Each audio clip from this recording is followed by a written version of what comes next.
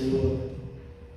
Deus é quem governa o mundo, Deus é quem tem o mundo no seu controle. E nada foge da vontade do Senhor. Nada foge da vontade do Senhor. Hoje é um dia um pouco atípico para nós, né? Hoje é um dia onde nós escolhemos os nossos representantes, onde nós depositamos o nosso voto, nós confiamos a nossa voz a uma outra pessoa. E que seja bom que essa pessoa a quem nós confiamos a nossa voz, a nossa opinião, nós delegamos a ela a responsabilidade de tomar decisões importantíssimas para o nosso país. E é bom que essa pessoa seja coerente com o que ela diz, que partindo da nossa fé, que tenha os princípios de Cristo em seu coração, na sua boca, e que também possa exaltar o nome do Senhor com as suas falas, com as suas observações e com as suas decisões. Nós devemos orar por esse país, nós devemos orar para que esse país, essa nação tão grande, tão bonita e tão rica, possa ser administrada de forma competente, para que possamos crescer, para que possamos usufruir melhor dessa terra, mas para que também nós possamos,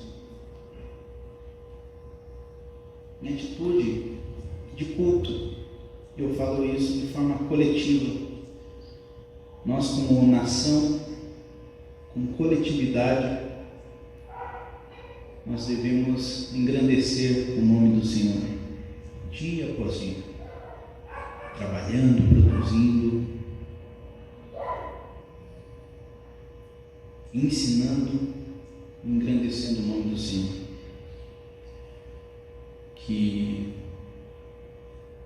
agora as votações se encerraram, mas que as nossas decisões possam fazer com que esse país prospere. Devemos orar dia após dia e pedir que o Senhor tenha misericórdia dessa nação. Nós corremos sempre o risco de um governante ser mal intencionado e ser um ególatra. Um ególatra nada mais é ego, eu, latria, adoração à própria pessoa. Nós temos esse mal neste novo século, nessa nova era da modernidade para cá, onde o homem, o eu, foi colocado num trono, se assenta, onde o homem moderno procura prazer, riqueza, bem-estar consigo mesmo. E é por isso que muitas seitas têm voz, uma grande voz nesse país. Quando a Bíblia diz que todos pecaram e destituídos estão da glória de Deus, a Bíblia quer dizer exatamente isso. Todos pecaram e destituídos estão da glória de Deus.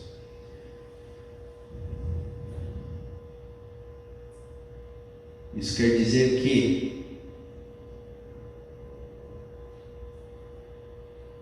a pior pessoa que você possa imaginar por pior que seja o pecado dessa pessoa,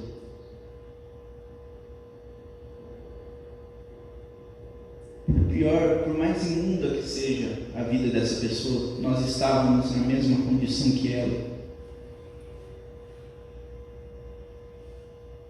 Nós estávamos nessa mesma condição de perversidade, de maldade, buscando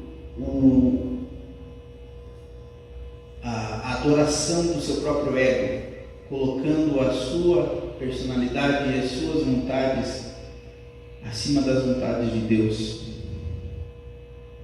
Todos pecaram, todos nós temos essa idolatria a nós mesmos. Mas o que nós anunciamos é que nós não somos melhores do que ninguém, que a única coisa que nos difere como cristãos e como ministros, sacerdotes da palavra de Deus, é que nós aceitamos a nossa condição e nós não temos absolutamente nenhum poder sobre a nossa salvação. Nós não podemos nos salvar, nós não podemos ser bons por nós mesmos. Nós não somos justos pelas nossas forças. Quando a Bíblia faz diversas vezes menções sobre pecados e pecadores, pessoas que não merecem o reino dos céus. Por exemplo, em 1 Coríntios 6, a partir do versículo 9, quem quiser acompanhar.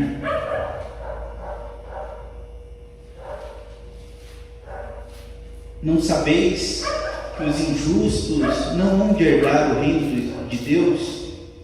Não erreis, nem impuros, nem idólatras, nem adúlteros, nem efeminados, nem sodomitas, nem ladrões, nem avarentos, nem bêbados, nem maldizentes, nem roubadores herdarão o reino de Deus. E tais fostes alguns de vós, mas fostes lavados, mas fostes santificados, mas fostes justificados em nome do Senhor Jesus e pelo Espírito do nosso Deus. Aqui Paulo está falando para uma igreja, que é a igreja de Corinto, que tinha uma membresia de adúlteros, efeminados, sodomitas, idólatras, ladrões, avarentos.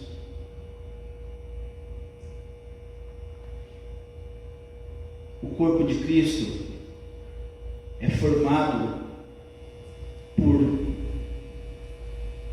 pessoas que foram lavadas pelo sangue do Cordeiro, que foram pecadoras, que estão tão sujas com o pecado quanto essas pessoas aqui. Ele fez uma lista de 10, mas tem muito mais. E muita gente usa esse texto aqui para focar em 2 específicos, para falar sobre homossexuais, para falar sobre efeminados, sodomitas,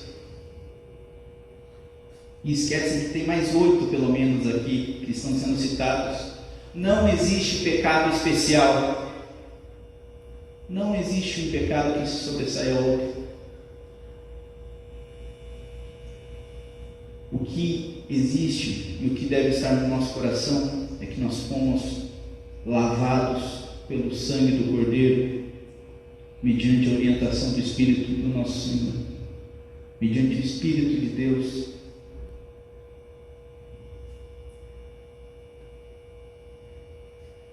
E quando nos movimentos modernos surgem as tais igrejas inclusivas,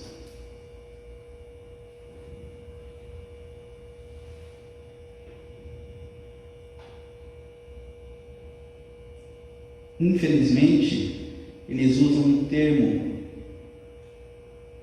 correto, o termo que é o objetivo de Deus, porém deturpado, porque é assim que a seita funciona. É assim, é dessa forma que a seita entra nas igrejas. Ela pega uma verdade, uma meia verdade, e você concorda? Não, é verdade. A igreja tem que ser inclusiva, a igreja tem que abraçar a todos. A diferença da igreja de Cristo para a igreja dos ditos pastores de igrejas inclusivas é que quem está sentado no trono da adoração não sou eu. Quem está sentado no trono da adoração, Jesus Cristo, o Senhor, que reinará para sempre no seu reino,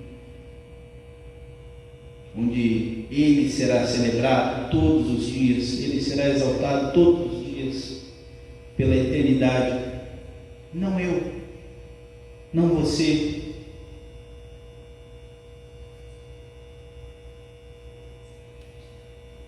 A igreja sim é inclusiva. A igreja abraça a todos, homossexuais, avarentos, ladrões, adúlteros, mas a igreja não aceita como membro sob essas condições. E é por isso que o apelo da Bíblia é que você morra mesmo, morra para as suas vontades, para o seu pecado, que você, com o seu pecado, seja crucificado na cruz, e pelo sangue do Cordeiro você seja regenerado e transformado numa nova criatura. Isso é igreja, é um corpo de pecadores que foram remidos pelo sangue do Cordeiro, ex-pecadores. Nós somos sim afetados e tentados pelo pecado devido à nossa natureza, mas nós somos nova criatura, empenhados e constrangidos quando erramos contra Deus, empenhados em fazer o que Deus quer, em obedecer às suas leis e à sua vontade. Essa é a verdadeira igreja inclusiva. Todos são convidados. Todos são mais do que bem-vindos a se achegar a Cristo. E se achegue como alguém que reconhece o pecado e que está disposto a largar tudo para seguir o Deus da salvação. Amém? Amém. Quem está sentado no trono da adoração é Cristo Jesus, o justo juiz.